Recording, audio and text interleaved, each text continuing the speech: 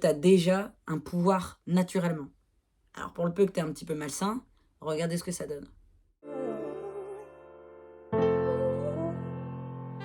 Hello! Welcome back to my channel. J'espère que tout le monde va bien, vous ne rêvez pas.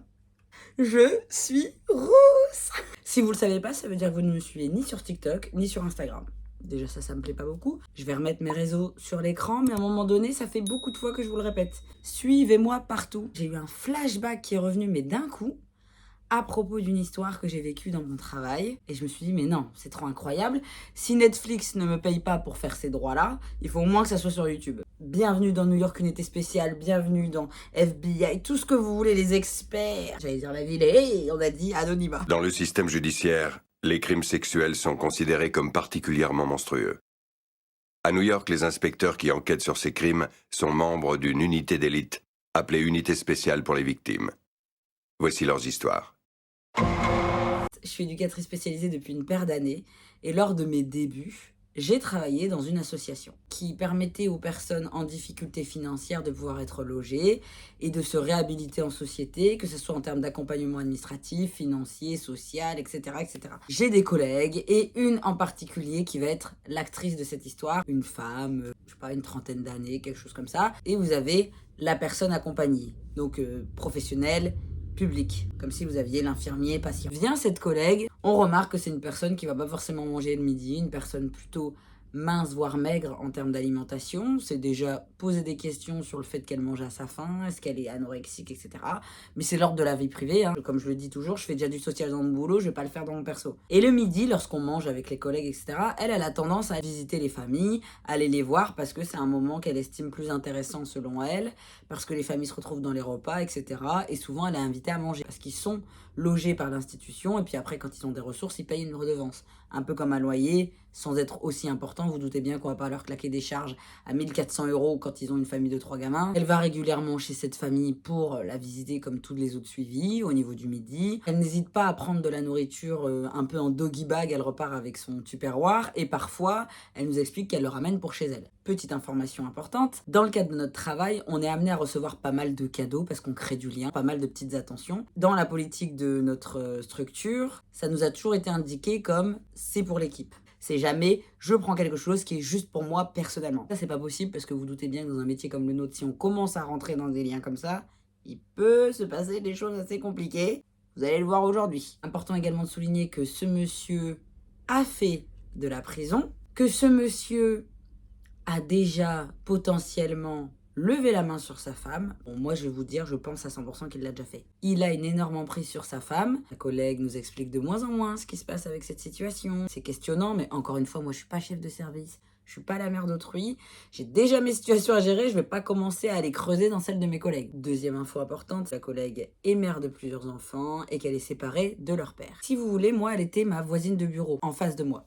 La collègue continue de recevoir des cadeaux. Un jour, vers la Saint-Valentin, elle revient avec un bouquet. Je lui dis, ah, c'est chouette, quelqu'un t'a offert des fleurs. Oui, c'est monsieur.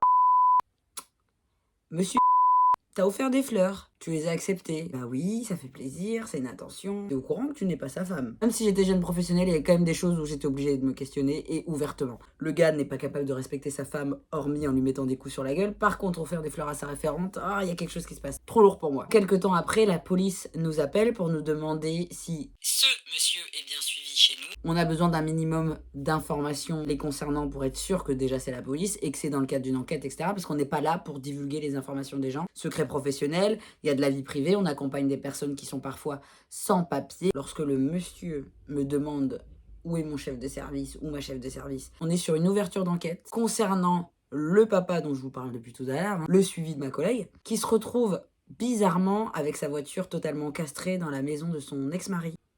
Attendez, ça ne s'arrête pas là, sinon c'est pas drôle. Au-delà d'attendre en planque devant chez lui qu'il sorte pour essayer de le rentrer dans le tas avec sa voiture, il avait un pied de biche et il est sorti pour le terminer. Je peux vous assurer que c'était traumatisant. Imaginez tout ce qu'il y a derrière. Prenez un verre d'eau, vraiment, hydratez-vous, et on continue. Qu'est-ce qu'elle a foutu pour en arriver là? Monsieur, effectivement, est dans des affaires louches, on le sait très bien. Il fait des allers-retours en Roumanie, on sait qu'il fait des trucs pas très nets. On retrouve un téléphone portable. le téléphone du monsieur avec toute la conversation, les échanges non professionnels, tout ce qui est de l'arrangement, tout ce qui est de la divulgation de l'adresse, de l'explication du pourquoi, du comment. Et vraiment, c'est cueilli. Tu prends le téléphone, t'as tout. C'est déjà de quoi mettre les deux sous les barreaux. On n'est pas dans Narcos, on n'est pas dans une série. On paye quelqu'un pour qu'il soit un homme de main. Je sais pas si vous réalisez ça, hein. Tranquillement dans le social, une éducatrice diplômée qui se lève un matin avec une certaine expérience, parce qu'elle a pas 20 ans, et elle se dit « J'en ai marre mon ex-mari, si je demandais à un de mes suivis de le buter ?» Je peux pas faire plus clair que cette phrase. Monsieur serait peut-être un petit peu amoureux de la collègue. À partir du moment où t'es un professionnel, la personne, elle est suivie, t'as un ascendant. Le professeur avec l'élève, le médecin avec le patient, c'est le même type de relation qui fait que t'as déjà un pouvoir naturellement.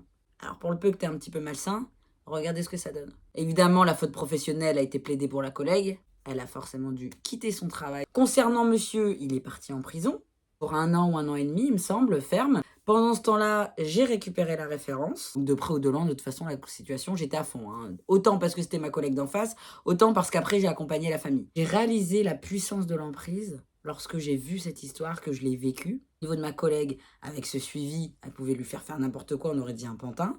Quand j'ai accompagné la femme de ce monsieur qui était en prison et qu'elle n'a jamais été autant suivie et surveillée que lorsqu'il n'était pas là physiquement, vous réalisez un petit peu tout l'enjeu qu'il y avait autour. Et pour le coup, on aurait pu faire un Narcos avec lui parce que je pense qu'il y avait encore plus profond, dont j'ai même pas idée, que monsieur devait gérer. Quand je vous disais qu'il faisait des go fast en Roumanie en 24 heures, le mec il faisait des allers-retours. Je vous rappelle, la France pour aller en Roumanie, il n'y a pas 2 heures de route. Hein. Des voitures qui étaient volées, des contrats de travail, quand moi je lui demandais ces contrats de travail, c'était falsifié ou alors c'était pas bon. Que des choses comme ça. Et tout le temps qu'ils sont en prison, j'ai tenté avec madame de travailler un métier, une formation, le français, de l'émancipation. Monsieur arrivait à m'avoir au téléphone, donc comment ça se fait que monsieur a un téléphone portable? Ça c'est d'autres questions. Monsieur arrivait à me joindre pour me dire « Arrête de faire ça avec ma femme, parce que quand je vais te retrouver... » Moi j'étais là, non mais c'est bon. Non mais voilà, j'ai essayé, voilà, je voulais un petit peu qu'elle maîtrise, vous embêtez pas pour moi, vraiment, faites comme si on n'avait rien fait. Mais j'avais une peine énorme pour cette dame, qu'il soit là ou pas là, je sais pas ce qui est le pire. Vous pensez que c'est terminé? Non. Les médias sont venus, des BFM et compagnie, nos chefs, nos directeurs qui nous disent « Alors vous répondez plus au téléphone si ça vient d'un média » parce qu'on se prenait des appels. Est-ce que vous connaissez quelqu'un? Est-ce que vous avez travaillé avec? Est-ce que vous... Et toi t'es là en mode mais qu'est-ce qu'on est en train de vivre là? Il y a quoi? Il y a des hélicos qui vont passer au-dessus? Quelques mois après, tu penses que l'histoire est derrière toi. Tu penses que c'est entre les mains de la justice. Et puis, il y a une énième personne qui est accompagnée par nous qui nous dit « Ah, quand j'étais à la poste, vendredi, j'ai vu la collègue. » Enfin, l'ex-collègue. Je l'ai vue, elle était pas loin des bureaux. Pardon? Elle se balade autour de nos bureaux d'entretien?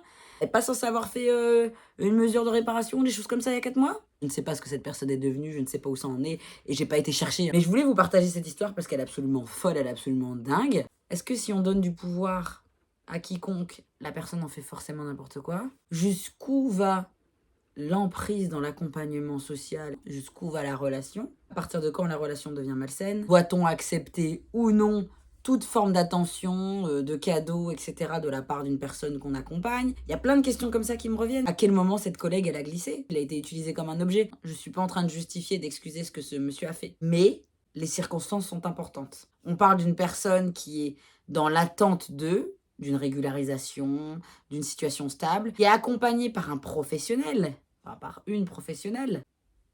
Je mets des grosses guillemets parce qu'il n'y a rien de professionnel là-dedans. Est-ce que l'institution a sa part? Parce qu'à un moment donné, il n'y a pas eu des signes avant-coureurs. Pour le petit bonus, sachez que cette personne est totalement chaotique au niveau de l'accompagnement éducatif. Parce qu'à partir du moment où vous entendez que le film Les Animaux Fantastiques y sortent, alors qu'il est très très sombre, je ne sais pas si vous l'avez vu, moi je l'ai vu, j'en parlais justement à table avec les collègues et j'avais été assez choquée qu'il y ait des enfants dans la salle. Elle explique que tous les copains et copines de ses filles l'ont vu à l'école, donc du coup elle les a emmenés. Je vous rappelle qu'elles étaient totalement trop jeunes. Qu'est-ce qu'on a gagné? Des cauchemars, évidemment, une thérapie. Après ça, elles ont eu une double thérapie, hein, et je rigole vraiment pas. Est-ce qu'on est vraiment étonné à la fin? Je suis pas sûre. Quand même donner une petite morale à cette story time. Ne donnez jamais votre confiance aveugle en autrui, que ce soit un médecin, un professionnel, un enseignant, peu importe. Le médecin peut se tromper, l'éducatrice peut se tromper, n'importe qui peut se tromper. Et vous avez le droit de remettre en question ce que quelqu'un vous dit, même s'il a l'air d'avoir l'ascendant sur vous.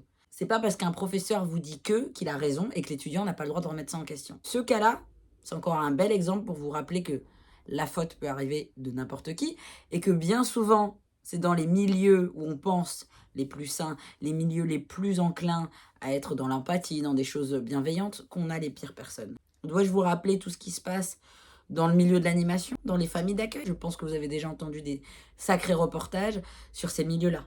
N'oubliez jamais que c'est pas parce qu'une personne a le titre, le métier, le diplôme qu'elle est forcément professionnelle. J'espère que cette story time vous a plu. Peut-être que vous avez également des expériences qui vous sont arrivées en termes de relations professionnelles, d'abus de confiance, etc. Si vous vous sentez prêt pour en parler en commentaire, ça sera avec plaisir. Je vous souhaite une belle journée, une belle soirée, peu importe quand est-ce que vous regarderez. N'oubliez jamais, nous n'avons qu'un corps. Nous allons passer notre vie dedans. Donc il s'agirait de le chérir dès maintenant. Prenez soin de vous et bon dimanche.